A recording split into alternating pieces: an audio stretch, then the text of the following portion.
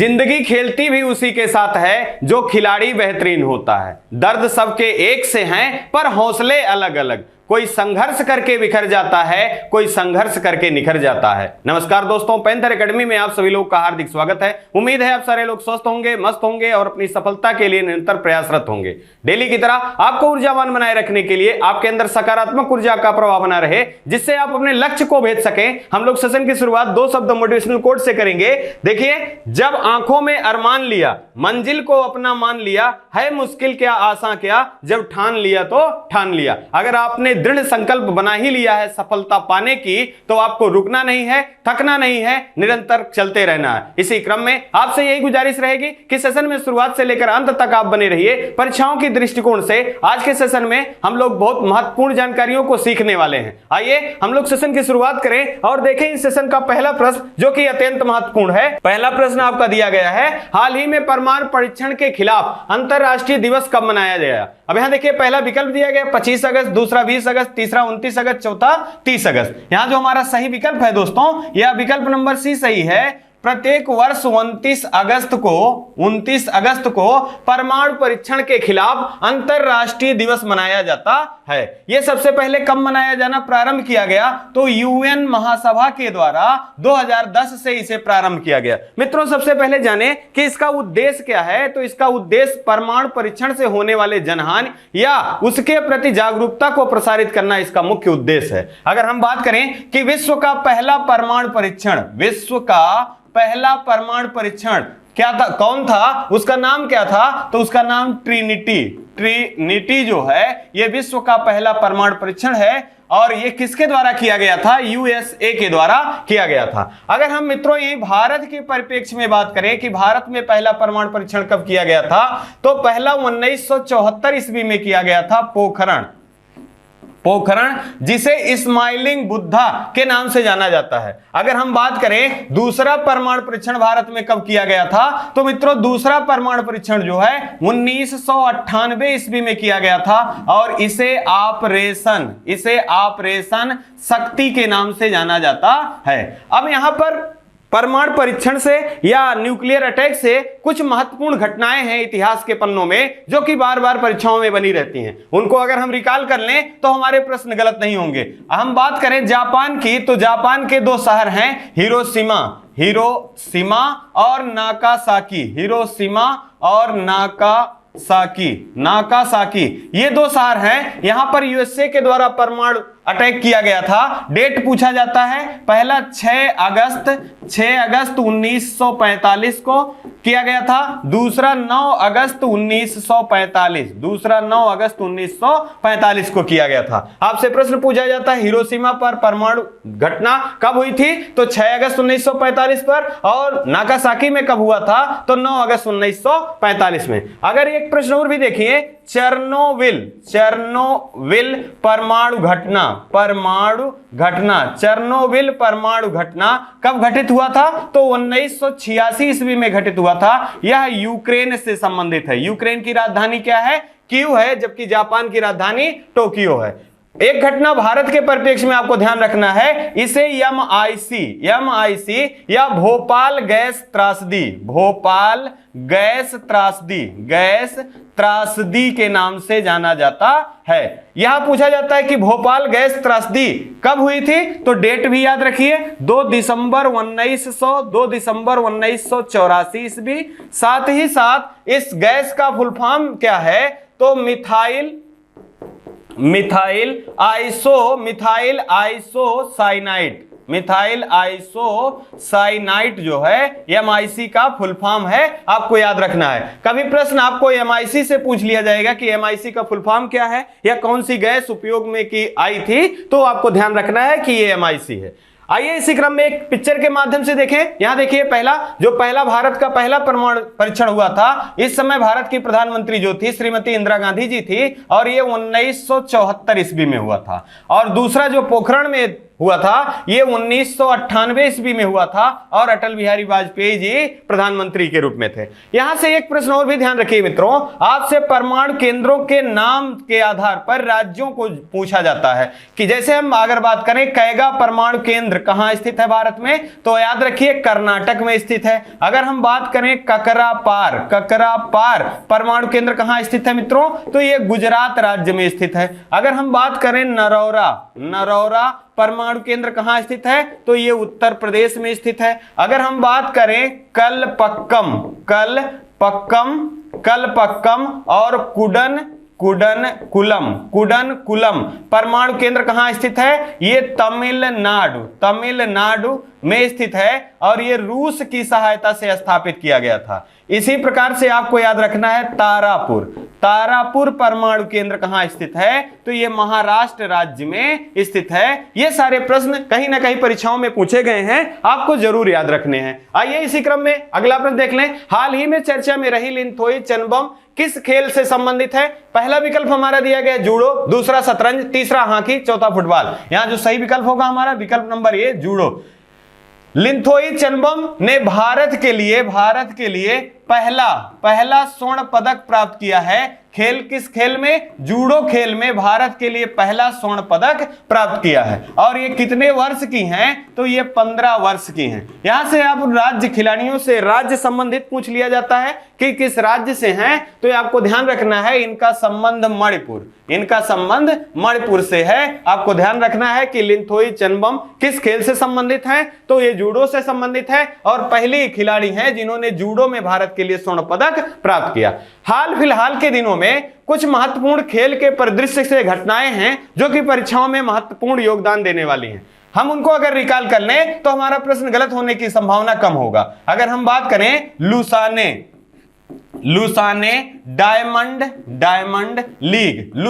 Diamond league में पहली बार भारत के लिए स्वर्ण पदक किसने प्राप्त किया, तो नीरज चोपड़ा ने प्राप्त किया। और इनका खेल क्या है? ये भाला फेंक है। साथ ही साथ आपको याद रखना है हाल ही में हमने राष्ट्रीय भाला फेंक दिवस मनाया है। तो किस दिवस को मनाया जाता है? 7 अगस्त को राष्ट्रीय भाला फेंक दिवस मनाया जाता है। अगर हम बात कर लें मित्रों, हाल ही में अंडर 20 कुश्ती चैंपियनशिप में अंतिम पंघल, नाम याद रखिए, अंतिम पंघल ने स्वर्ण पदक प्राप्त किया है और ऐसा करने वाले ये भारत के पहले खिलाड़ी हैं। अगर हम बात कर लें हाल ही में कॉमनवेल्थ गेमों का समापन हुआ है। यहां से एक बार पुनः हम अगर इनको रिकॉल कर लें तो हमारे आने वाली परीक्षाओं में प्रश्न गलत नहीं होंगे। जैसे ये क्रम क्या था, तो ये 22वां क्रम था। कहां पर आयोजित किया गया था? बर्मिंघम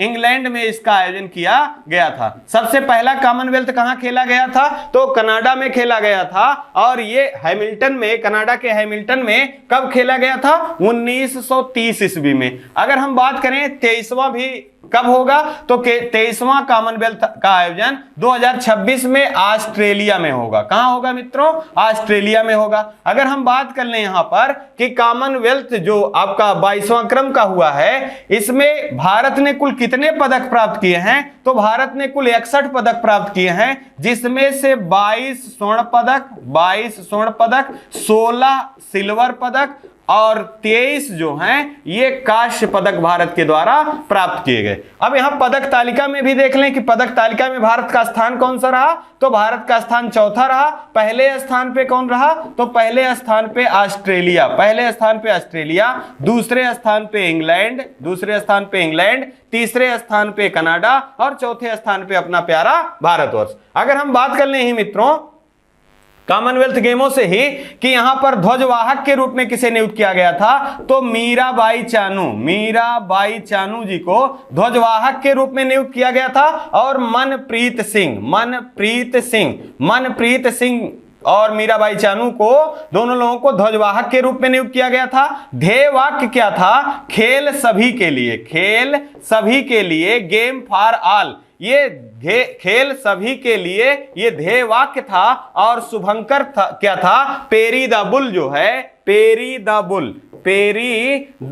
जो है, ये कॉमनवेल्थ गेम का शुभंकर था। आइए इसी क्रम में हम लोग अगला प्रश्न देख ले। यहां देखिए एक पिक्चर के माध्यम से आपको पहली स्वर्ण पदक विजेता का पिक्चर दिखाया गया है और इनका संबंध आपको ध्यान रखना है मणिपुर राज्य से है और मणिपुर की राजधानी क्या है, इम्फाल जो है मणिपुर की राजधानी है। आइए इसी क्रम में अगला देख लें। हाल ही में चर्चा में रहा ओणम त्योहार किस राज्य में मनाया गया? तो यहां देखिए ओणम त्योहार जो है ये विकल्प के आधार पर दिया गया कर्नाटक, दूसरा केरल, तीसरा आंध्र प्रदेश, चौथा गोवा। यहां जो सही विकल्प हमारा है मित्रों, केरल राज्य में ओणम त्योहार मनाया जाता है और ये कब से आयोजित किया जाएगा? 30 अगस्त से लेकर सितंबर माह के पहले सप्ताह और ये 10 दिनों तक चलने वाला एक फेस्टिवल है, एक त्योहार है जो कि केरल राज्य में मनाया जाता है। अब केरल से कुछ बेसिक जानकारी अगर हम देखें मित्रों, तो सबसे पहले केरल राज्य की राजधानी क्या है? तो इसकी राजधानी त्रिवेंद्रपुरम है। यहाँ के मुख्यमंत्री कौन है? तो पिनरई विजयन जी यहाँ के मुख्यमंत्री हैं। राज्यपाल कौन है? तो आरिफ मोहम्मद खान जी राज्यपाल हैं। अब केरल से संबंधित कुछ महत्वपूर्ण जानकारियां और भी आपको ध्यान रखना है जो कि परीक्षाओं में पूछे जाने की संभावना है। अगर हम बात करें भारत में पहला कार्बन न्यूट्रल खेती करने वाला राज्य कौन है मित्रों? तो ये केरल है। मंकी पॉक्स जो कि एक प्रकार का जूनोटिक टाइप का बीमारी है, पहला केस भारत के किस राज्य में पाया गया? तो केरल राज्य में पाया गया। केरल से एक महत्वपूर्ण प्रश्न पूछा जाता है शांत घाटी या इसी को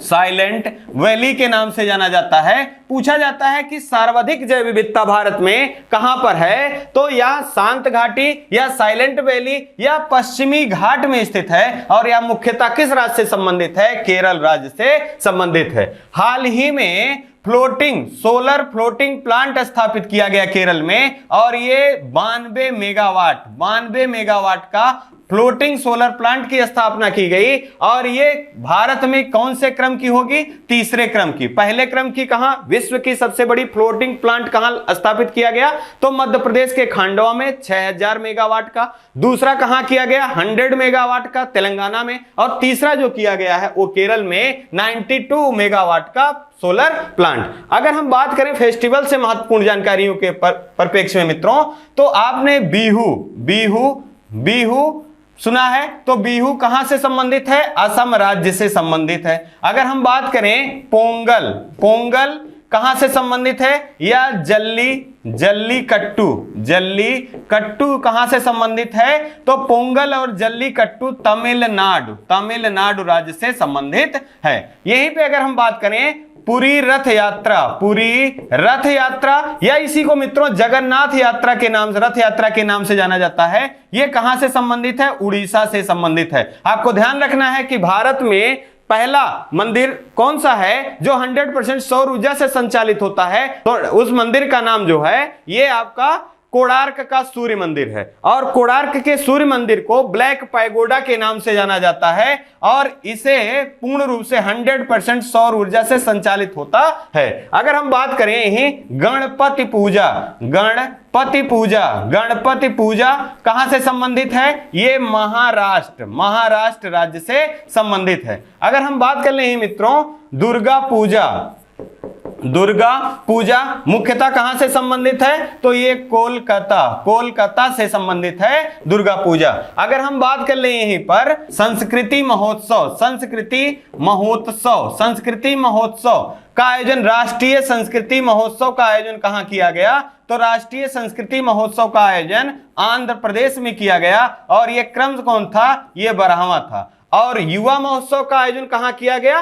तो युवा महोत्सव का आयोजन पुदुचेरी में इसका आयोजन किया गया। आइए इसी क्रम में हम लोग एक पिक्चर के माध्यम से देखें। यहां देखिए ओणम के एक पिक्चर के माध्यम से दिखाया गया है और ये माना जाता है कि राजा महाबली थे, वो वापस आए हुए थे और इसी को मनाने के लिए ओणम त्योहार का आयोजन किया जाता है केरल राज्य में। आइए इसी क्रम में अगला देख लें। हाल ही में चर्चा में रहा स्वाम का संबंध किससे है? यहां देखिए दिया गया पहला मंकी पॉक्स की दवा, दूसरा ड्रोन प्रणाली, तीसरा एयरक्राफ्ट, चौथा पोतयान। यहां जो हमारा सही विकल्प है दोस्तों, यह विकल्प नंबर भी सही होगा, यह ड्रोन प्रणाली है। स्वाम क्या है? ड्रोन प्रणाली है। यह पूर्ण रूप से आर्टिफिशियल इंटेलिजेंस पर आधारित है। यह स्वयं अपने कार्यों का निर्धारण करता है, या आप ऐसा कह लीजिए कि लक्ष्यों के निर्धारण के कार्यों का निर्धारण स्वयं करता है। अगर हम बात कर लें, यहां ड्रोन प्रणाली की बात हो रही है,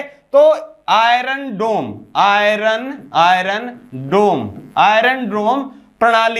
प्रणाली किस देश की प्रणाली है? तो आपको ध्यान रखना है, ये इजराइल की प्रणाली है। और इसी के आधार पर भारत में कौन सी प्रणाली विकसित की गई? तो इसे कहा जाता है इंद्रजाल प्रणाली। जो है ये किस पर आधारित है? ये आयरन डोम प्रणाली पर स्थित है, जो कि आधारित है इजराइल से, संबंधित है इजराइल से, और भारत में इसे इंद्रजाल के नाम से जाना जाता है।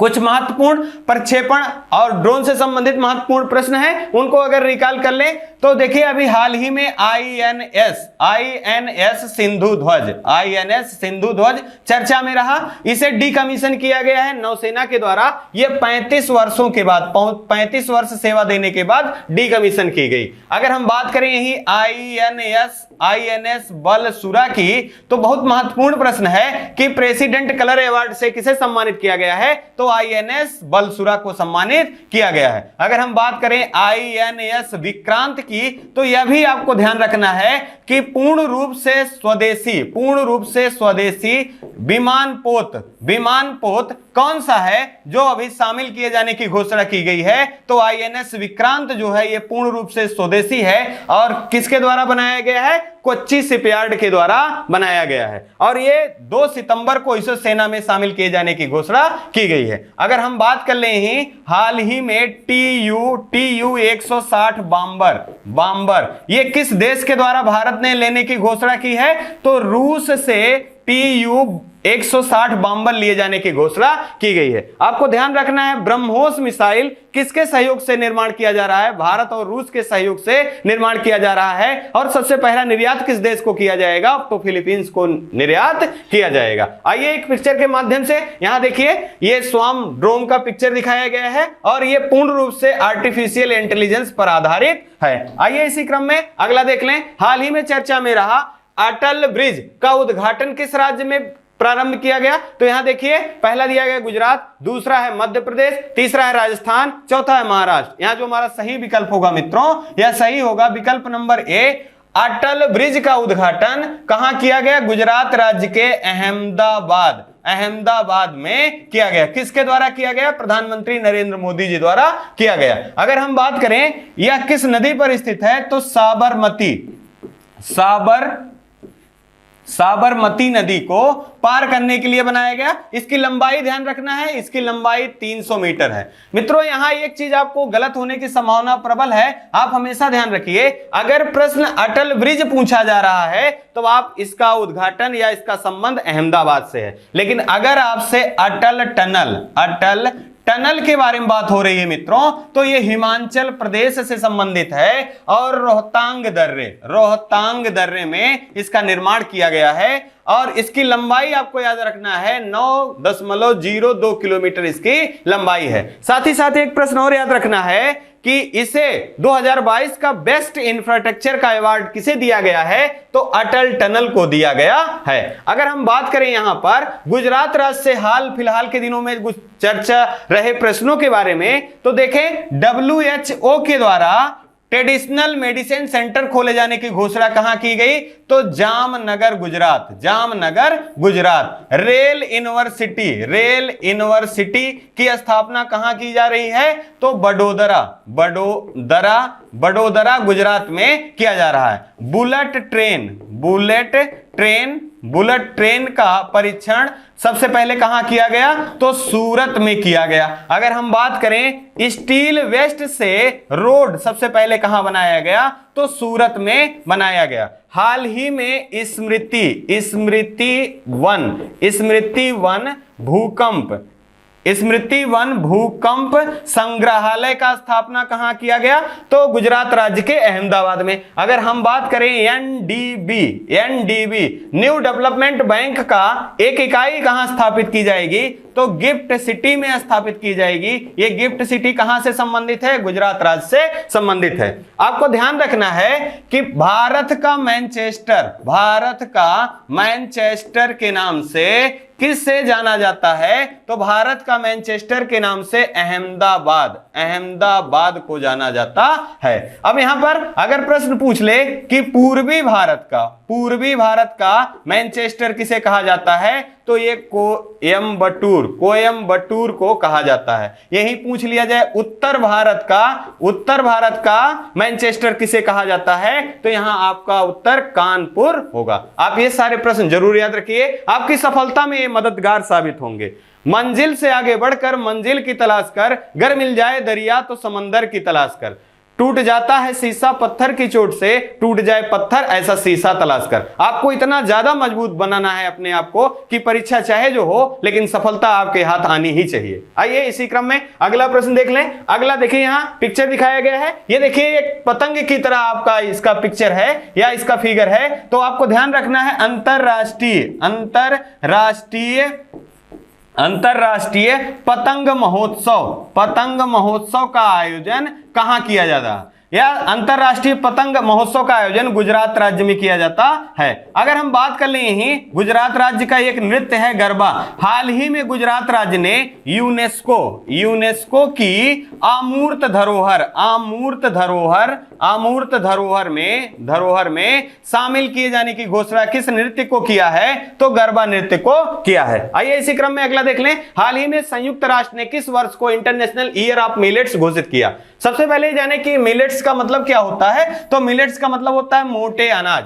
अब ये वर्ष दिए गए हैं तो आपको याद रखना है 2023, 2024, 2025, 2030। यहां जो सही हमारा होगा 2023 को संयुक्त राष्ट्र ने इंटरनेशनल ईयर ऑफ मिलेट्स के रूप में घोषित किया है। इसमें कौन कौन से आते हैं? जैसे जौ हो गया, ज्वार हो गया और बाजरा जो है इत्यादि, ये सारे जो आते हैं ये मोटे अनाज की श्रेणी में आते हैं। अब संयुक्त राष्ट्र के द्वारा कुछ महत्वपूर्ण वर्ष जो हैं जिनको घोषित किया गया है, अगर उनको हम रिकॉल कर लें तो आने वाली परीक्षाओं में हमारे प्रश्न गलत नहीं होंगे। अगर हम बात करें मित्रों 2021 की, इसे किस रूप में घोषित किया गया था? तो फल और सब्जियों का अंतरराष्ट्रीय वर्ष के रूप में घोषित किया गया था। 2022 की बात करें तो एक्वाकल्चर का वर्ष के रूप में घोषित किया गया था। और 2023 ये प्रश्न के माध्यम से ही है कि मोटे अनाज का वर्ष के रूप में घोषित किया गया। और 2024 भी आप याद रखिए 2024 को कैमिलेट्स के वर्ष के रूप में मनाए जाने की घोषणा की गई संयुक्त राष्ट्र संघ द्वारा। अब कुछ महत्वपूर्ण बिंदु हैं जिनको आपको याद रखना है। जैसे अगर बात किया जाए person of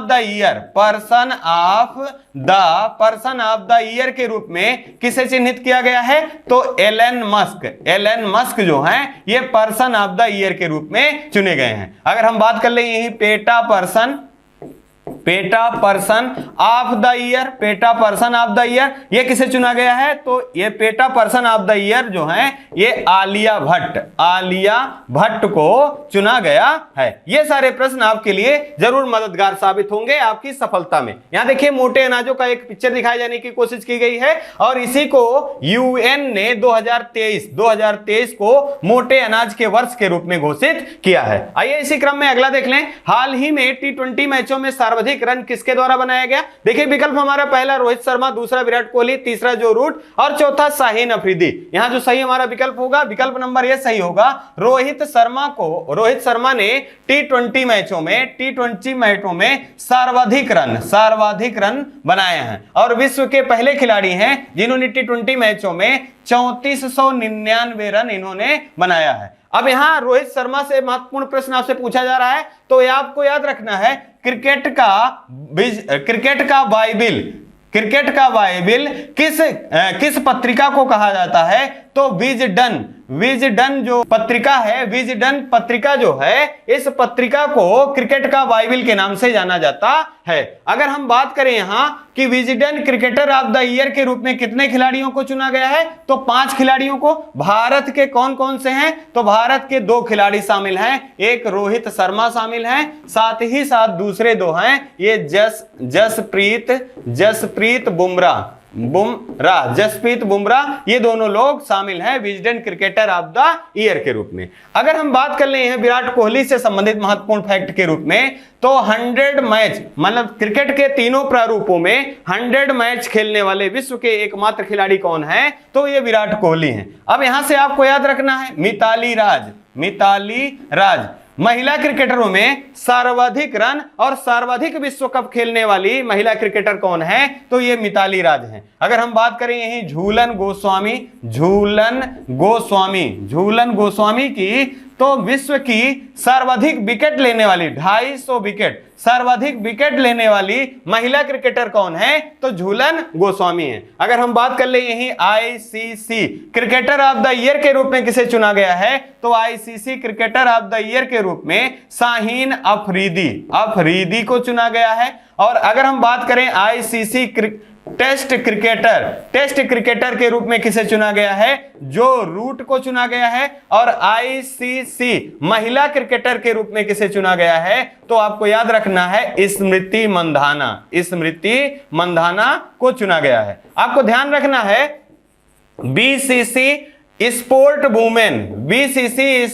women of the year के रूप में किसे चुना गया है, तो मीराबाई चानू को चुना गया है। एक प्रश्न और याद रखिए, एथलीट ऑफ द ईयर के रूप में किसे चुना गया है, तो एथलीट ऑफ द ईयर के रूप में पीआर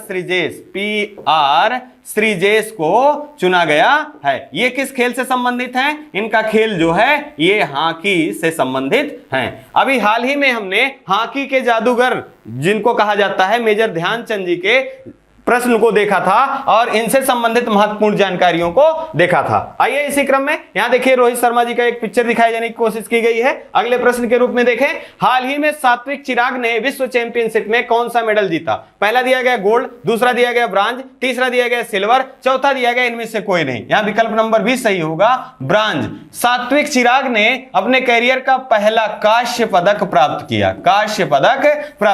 अब यहां खेल से महत्वपूर्ण और बैडमिंटन से संबंधित अगर महत्वपूर्ण जानकारियों को देखें तो आपको जरूर याद रखना है मित्रों, स्विस ओपन बैडमिंटन, साथ ही साथ सिंगापुर बैडमिंटन चैंपियनशिप, साथ ही साथ आपको याद रखना है सैयद मोदी बैडमिंटन चैंपियनशिप। ये तीनों किताब किसने जीता है, तो ये पीवी सिंधु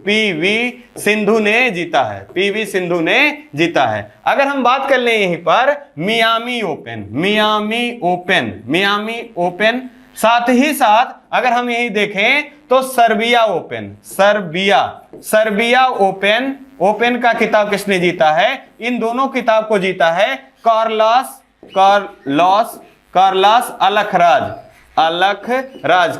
अलखराज ने जीता है। अगर हम बात करें यही ऑल इंडिया बैडमिंटन चैंपियनशिप, आप ध्यान रखिए ऑल इंडिया कहा जाए तो यहां लक्ष्य सेन ने जीता है यह किताब। अगर ऑल इंग्लैंड की बात की जाए तो इसके विजेता जो हैं ये विक्टर एक्सेलसेन ने जीता है। ये सारे प्रश्न आपकी सफलता में मददगार जरूर साबित होंगे। आइए इसी क्रम में यहां देखिए सात्विक चिराग का एक पिक्चर दिखाया गया है और इन्होंने कांस्य पदक प्राप्त किया है अपने कैरियर का। आइए इसी क्रम में अगला देख लें, हाल ही में भारतीय ओलंपिक संघ के अंतरिम अध्यक्ष कौन बने हैं? यहां देखिए पहला दिया गया आदिल सुमरीवाला, दूसरा डॉक्टर समीर बी कामत, तीसरा असगर वजाहत, चौथा एंजेला मार्केल। यहां जो सही हमारा विकल्प है मित्रों, यह विकल्प नंबर ये सही होगा, भारतीय ओलंपिक संघ के अंतरिम अध्यक्ष के रूप में किसे नियुक्त किया गया है, आदिल सुमरीवाला को नियुक्त किया गया है। अब यहां से आपको ध्यान रखना है कि इसके पहले भारतीय ओलंपिक संघ के अध्यक्ष कौन थे, तो बत्रा जी, नरेंद्र बत्रा जी, ये भारतीय ओलंपिक संघ और अंतरराष्ट्रीय ओलंपिक संघ जिसे आईओसी के नाम से जाना जाता है, इन दोनों संस्थाओं के अध्यक्ष के रूप में कौन थे? तो नरेंद्र बत्रा जी थे। इन्होंने निजी कारणों से इस्तीफा दे दिया। साथ ही साथ आपको ध्यान रखना है कि आईओसी की स्थापना कब की गई थी? 1894 ईस्वी में। इसका मुख्यालय कहां है? लुसाने। लिसाने ये स्विट्जरलैंड का शहर है। स्विट्जरलैंड की राजधानी क्या है? बर्न है। अगर हम बात कर लें कि अंतरराष्ट्रीय ओलंपिक संघ के कार्यवाहक अध्यक्ष किसे नियुक्त किया गया है, तो मोहम्मद सैफ को नियुक्त किया गया है। और ये किस देश से संबंधित हैं? ये मिस्र देश से संबंधित हैं। मिस्र को नील नदी का वरदान भी कहा जाता है। अगर हम बात करें यहां पर अन्य विकल्पों के रूप में मित्रों, तो आपको ध्यान रखना है कि हाल ही में डीआरडीओ के प्रमुख के रूप में किसने स्थान लिया है या किसे नियुक्त किया गया है? तो डॉक्टर समीर वी कामत को। और इन्होंने किसके स्थान पे स्थान प्राप्त किए हैं? तो डॉक्टर सतीश रेड्डी जी के स्थान पे कौन नियुक्त किए गए हैं? Doctor Sameer V Kamat. DRDO की स्थापना कब हुई थी? 1 जनवरी 1958 ईस्वी में इसकी स्थापना हुई थी। और इसका मुख्यालय कहां है? इसका मुख्यालय नई दिल्ली में स्थित है। अगर हम बात करें असगर वजाहत जी के बारे में, तो 31वां व्यास सम्मान से किसे सम्मानित किया गया है? तो असगर वजाहत जी को। इनकी कृति क्या है? महाबली जो है इनकी कृति है। आपको ध्यान रखना है। और ये किस संस्थान के द्वारा दिया जाता है? तो के बिरला फाउंडेशन के द्वारा प्रदान किया जाता है व्यास सम्मान। अगर हम बात करें एंजेला मार्केल के बारे में, अत्यंत महत्वपूर्ण प्रश्न है, आपको इसको भूलना नहीं है। यूनेस्को शांति पुरस्कार से किसे सम्मानित किया गया है? तो एंजेला मार्केल को सम्मानित किया गया है। अब यहां से आपको ध्यान रखना है, ये शरणार्थियों के क्षेत्र में शरणार्थियों से संबंधित कार्यों के लिए इनको यूनेस्को के द्वारा शांति पुरस्कार सम्मानित किया गया है। और ये जर्मनी की पूर्व में चांसलर रही हैं। और वर्तमान में जर्मनी के चांसलर कौन हैं? तो ओलाफ सोल्ज जो हैं, ये वर्तमान में जर्मनी के चांसलर हैं। जर्मनी की राजधानी क्या है? बर्लिन है। और ये किस नदी के तट पर स्थित है? तो एल्ब नदी के तट पर स्थित है जर्मनी की राजधानी बर्लिन। आइए इसी क्रम में यहां देखिए, ये जो आपके आदिल सुमरीवाला हैं, इनका पिक्चर दिखाया गया है। इसी क्रम में हम लोग अगला देख लेते हैं और इस सेशन का लास्ट प्रश्न है, हाल ही में स्मार्ट इंडिया हैकाथॉन 2022 की मेजबानी किस मंत्रालय द्वारा किया गया? यहां देखिए, पहला दिया है शिक्षा मंत्रालय, दूसरा गृह मंत्रालय, तीसरा विदेश मंत्रालय, चौथा संस्कृति मंत्रालय। यहां जो हमारा सही विकल्प होगा, विकल्प नंबर ये होगा, शिक्षा मंत्रालय के द्वारा स्मार्ट इंडिया हैकाथॉन 2022 का आयोजन किया गया। हम यहां ये जाने मित्रों कि स्मार्ट इंडिया हैकाथॉन प्रोग्राम कब से प्रारंभ हुआ? तो 2017 से प्रारंभ किया गया। साथ ही साथ इसका उद्देश्य क्या है? तो विद्यार्थियों में इनके जो इनोवेटिव विचारधारा है उनको प्रमोट करना या उनको आगे ले जाने के लिए ऐसे कार्यक्रमों का आयोजन करना भारत सरकार का मुख्य लक्ष्य है। अगर हम बात करें शिक्षा मंत्रालय के बारे में, तो मित्रों इसे 2015 से पहले मानव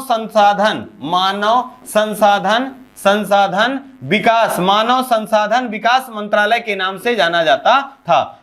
और उसके बाद अगर हम बात करें 2015 से इसे शिक्षा मंत्रालय के रूप में परिवर्तित किया गया। यहाँ के केंद्रीय मंत्री कौन हैं? तो धर्मेंद्र प्रधान जी जो हैं, ये केंद्रीय शिक्षा मंत्री या केंद्रीय शिक्षा मंत्रालय के केंद्रीय मंत्री हैं। अगर हम बात कर लें यहाँ गृह मंत्री के बारे में, तो अमित शाह जी गृह मंत्री के साथ साथ भारत के पहले सहकारिता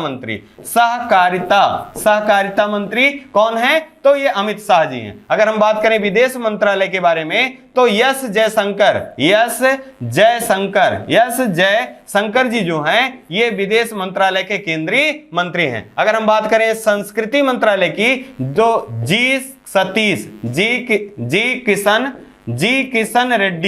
किशन रेड्डी जी जो हैं, ये संस्कृति मंत्रालय के केंद्रीय मंत्री हैं। आपको ध्यान रखना है 360 टेम्पल का संबंध किस मंत्रालय से है? तो ये संस्कृति मंत्रालय से है। भारत के सभी पवित्र मंदिरों या जो पर्यटक स्थल हैं उनको ऑनलाइन सेवा से जोड़ना इसका मुख्य उद्देश्य है। हाल ही में संस्कृति मंत्रालय के द्वारा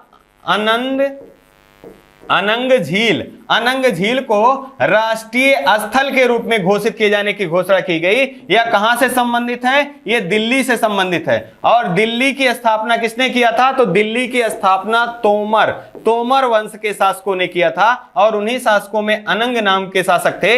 इन्हीं के नाम पे अनंग झील रखा गया है। इसी क्रम में इस देखिए यहां एक पिक्चर के माध्यम से smart India hackathon 2022 coming soon दिया गया है। और इसी क्रम में आपसे विदा लेने से पहले हम आपसे दो शब्द कहना चाहेंगे। अगर मेरे द्वारा दी गई जानकारी से आपको लाभ लगता है तो आप चैनल को सब्सक्राइब और लाइक शेयर करना ना भूलें। आप अपना और अपने परिवार का खूब ढेर सारा ध्यान रखें। जय हिंद, जय भारत।